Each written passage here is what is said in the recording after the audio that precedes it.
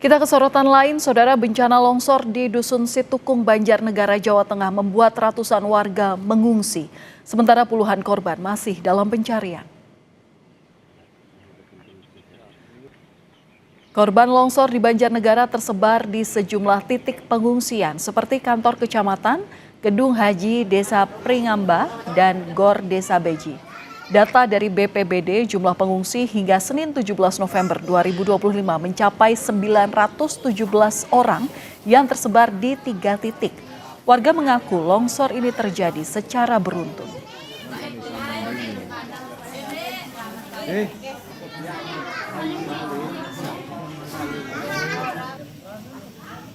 Pas longsor, detik-detik. Lihat, dari yang kecil sampai yang terbesar itu lihat jatuhnya.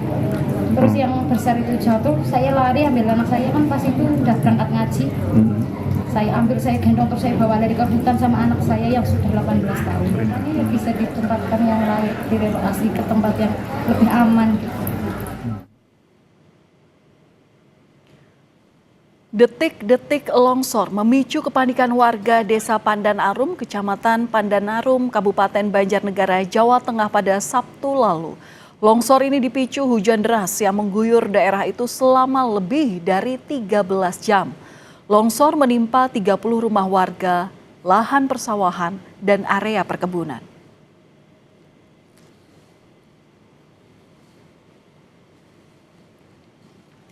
Terkait perkembangan bencana longsor di Dusun Situkung, Banjarnegara, Jawa Tengah, kita akan tanyakan kepada narasumber kami. Sudah ada Kepala Kantor SAR Semarang, Bapak Budiono. Selamat malam, Pak Budiono. Selamat malam, Mbak Valen. Iya, Pak Budiono, mungkin bisa diinformasikan kepada kami sampai saat ini proses penyelamatan ataupun juga proses pencarian korban ini seperti apa? Apa upaya paling maksimal yang telah dilakukan? Ya, terima kasih Mbak Valen. Hari ini memasuki hari kedua pelaksanaan operasi SAR terhadap bencana alam tanah longsor di Desa Pandan Arum, Kecamatan Pandan Arum, Kabupaten Banjarnegara. Kami Basarnas beserta dengan tim SAR gabungan, di sini ada TNI, Polri, BPD, dan seluruh unsur para relawan telah bersama-sama untuk melakukan operasi SAR. Hari ini kami tim SAR gabungan telah berhasil melaksanakan evakuasi terhadap 41 warga yang berada di hutan karena mereka menyelamatkan diri pada saat terjadinya longsor. Dan pagi hari ini juga tim SAR gabungan juga telah melaksanakan evakuasi 1 orang warga di lokasi kejadian dalam keadaan meninggal dunia. Sehingga korban seluruhnya yang meninggal dunia ada 2 orang dan 27 orang masih dalam pencarian. Demikian, Mbak. Oke, baik. Pak, ini kan kami mendapat informasi bahwa memang daerah di tempat ini atau di Banjarnegara ini adalah termasuk daerah yang rawan longsor. Bahkan selama 10 tahun terakhir ini termasuk yang menghasilkan banyak korban begitu. Sampai sekarang ini juga sebagai informasi kepada kami, kondisi medan di titik pencarian korban itu seperti apa, Pak?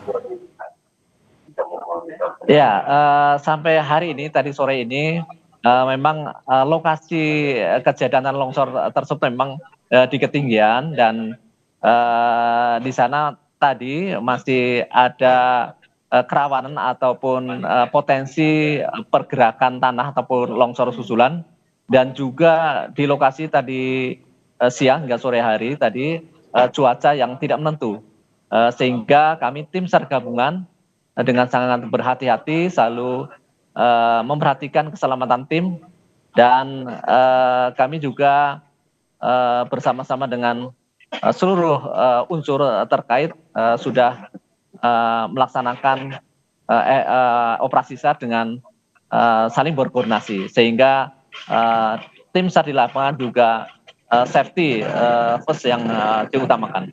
Demikian, Mbak. Iya, Pak, ini kan potensi cuaca ekstrim masih terus terjadi dan bencana hidrometeorologi termasuk juga tanah longsor ini masih bisa kemungkinan terjadi secara susulan begitu. Nah, bagaimana warga ini memahami potensi resiko bencana di wilayah terdampak ini? Terkait juga ya itu longsor susulan itu tadi, Pak. Iya, untuk saat ini warga yang di sekitar longsoran yang masih ada rumah-rumah warga memang seluruhnya sudah diungsikan.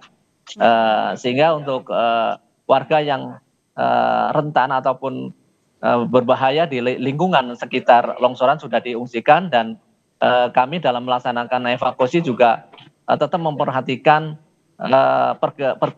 pergerakan-pergerakan dari bawah tanah tersebut karena memang tadi pagi masih terlihat adanya rekahan ataupun potensi-potensi terjadinya longsoran susulan. Demikian, Mbak. Oke, Pak, untuk informasi saja, luasan daerah terdampak hingga saat ini berapa, Pak, luasannya? Ya, memang ukurannya memang sangat panjang ya dari atas hingga perkampungan. Kalau kita lihat diameternya 100 hingga 100 meter persegi itu dimungkinkan masih lebih ya, karena memang dari mahkotanya sampai ke kampungnya itu cukup panjang dan cukup lebar sekitar ya 100 meter ya untuk lebar dan panjangnya. Jadi cukup parah dan rumah-rumah juga banyak yang tertimpa oleh longsoran tanah yang memang kemarin terjadi di lokasi tersebut. Oke, Pak, singkat saja, ini kan Gubernur Jawa Tengah juga mengimbau untuk dilakukan percepatan relokasi. Ini juga sebagai langkah mitigasi ataupun juga penanganan. Nah, upayanya dari tim SAR gabungan ini seperti apa untuk proses relokasi tersebut? Singkat saja, Pak. Ya, kami tim SAR gabungan memang khususnya untuk klasternya adalah search and rescue dalam pencarian pertolongan. Jadi nanti terkait dengan relokasi itu memang nanti dari unsur lain ataupun unsur terkait yang membidangi terkait dengan relokasi. Jadi kami dari tim Basarnas dan tim SAR gabungan masih fokus untuk pencarian dan pertolongan terhadap korban yang masih 27 orang dalam pencarian. Oke, baik. Terima kasih sudah berbagi informasi bersama kami di Kompas Malam Kompas TV, Kepala Kantor SAR Semarang, Bapak Budiono. Salam sehat selalu, Pak. Terima kasih. Terima kasih.